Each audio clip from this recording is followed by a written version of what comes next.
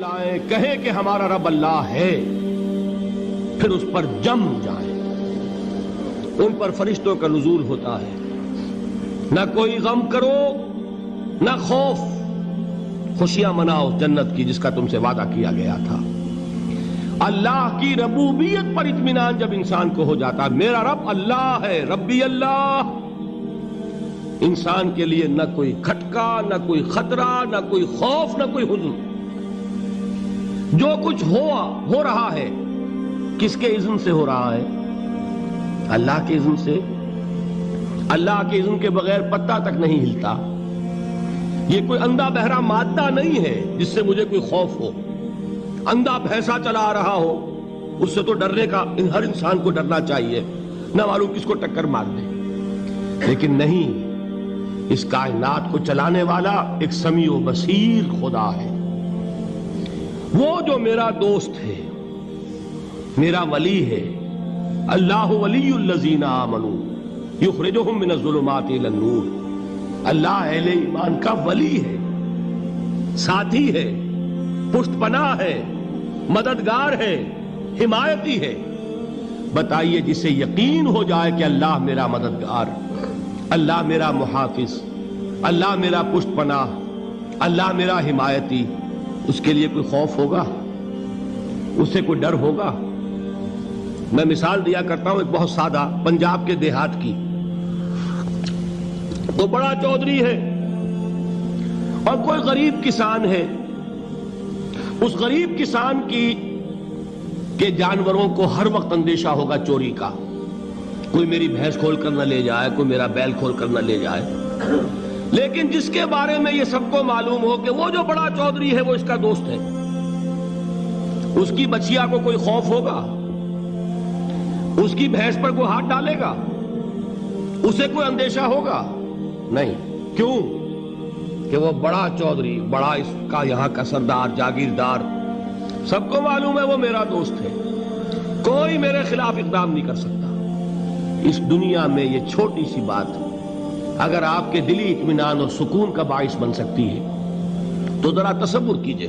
میں لفظ تصور استعمال کروں گا صرف اس لیے کہ اس کا ہم جس کو کہتے ہیں ادراک اور شعور کر نہیں سکتے، اگر کے ساتھ کر سکتے۔ اگر یقین ہو کہ اللہ میرا مددگار اور یقین ہو کہ اللہ ہر آن میرے ساتھ ہے، پھر کوئی خوف، کس کا خوف؟ کوئی شے اللہ سے بالا تر ہے؟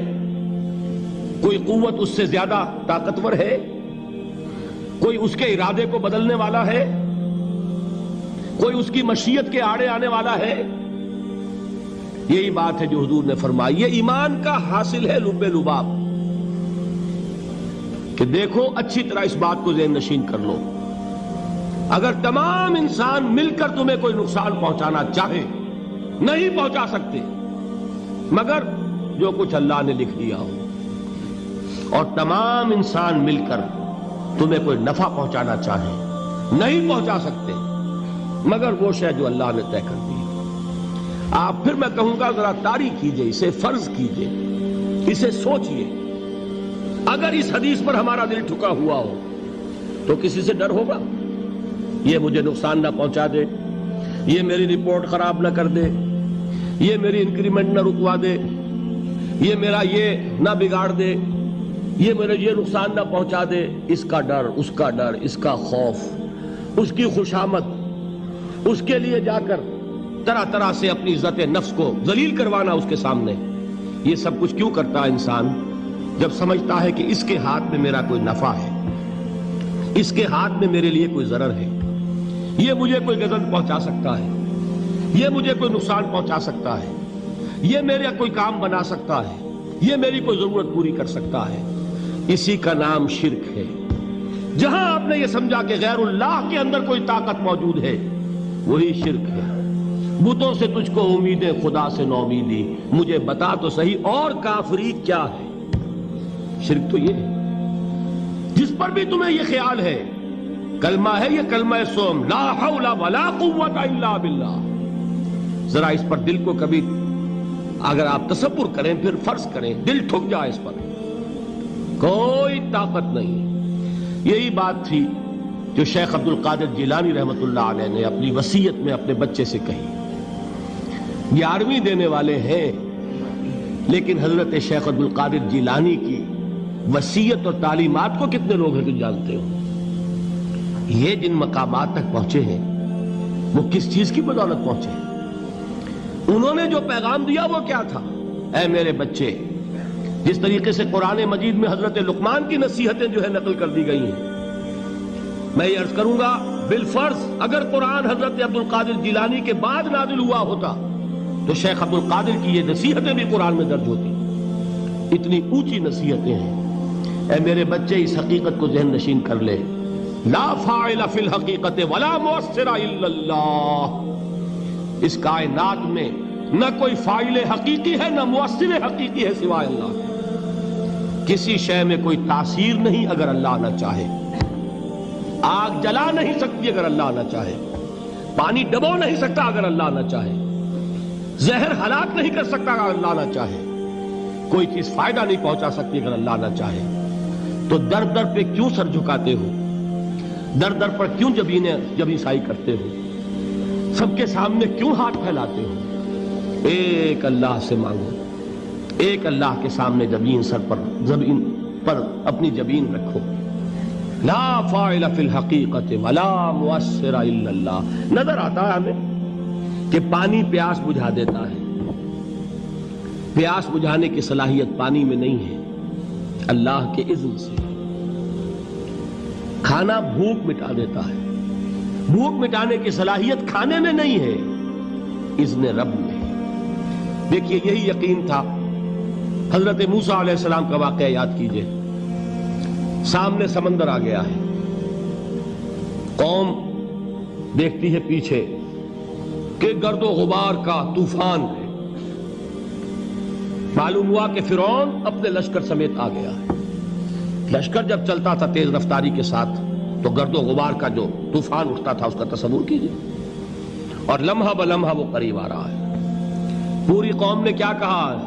اے موسیٰ انا لمدرکون، اے موسیٰ ہم کو پکڑے گئے.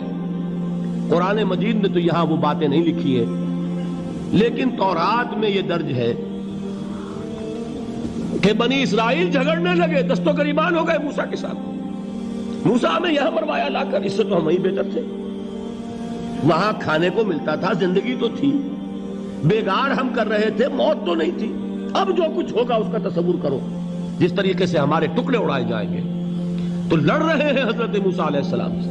یہ تورات کی تفصیل ہے. قرآن میں صرف اتنا آیا ہے، پریشان ہو کر انہوں نے کہا انا لمدرکون، موسیٰ ہم تو پکڑے گئے. اس وقت موسیٰ کا جواب کیا ہے؟ کلا ان معی ربی سیہدین. نہیں، میرے ساتھ میرا رب ہے، وہ راستہ دے گا. بتائیے کہاں راستہ نظر آ رہا ہے؟ یہ ہے ایمان بالغیب. راستہ نظر نہ آئے تب اللہ پر یقین ایمان ہے. جیب میں پیسے ہوں اور تب دل کو اطمینان ہے تو ایمان کس پر ہوا؟ پیسے پر، اللہ پر نہیں. جب وسائل و ذرائع نہ ہو اور پھر یقین ہو کہ اللہ مسبب الاسباب ہے، وہ اسباب کا پابند نہیں ہے، وہ اسباب کا محتاج نہیں ہے، اسباب اس کے محتاج ہیں. اگر یہ یقین ہے تو اللہ پر ایمان ہے. یہ نہیں ہے تو تمہارا ایمان اسباب پر ہے، وسائل پر ہے، ذرائع پر ہے، مادیات پر ہے، اللہ پر نہیں. اس وقت کہاں راستہ تھا؟ کوئی راستہ تھا؟ سمندر ہے اور ادھر سے لشکر آ گیا ہے. کلا ان معی ربی سیہدین. اب دیکھیے ایمان کہہ دینا آسان ہے، ہوا معکم اینما کنتم، جہاں کہیں بھی تم ہوتے ہو اللہ تمہارے ساتھ ہوتا ہے. لیکن اس کا یقین قائم ہو جائے تو زمین و آسمان کا فرق واقع ہو جائے.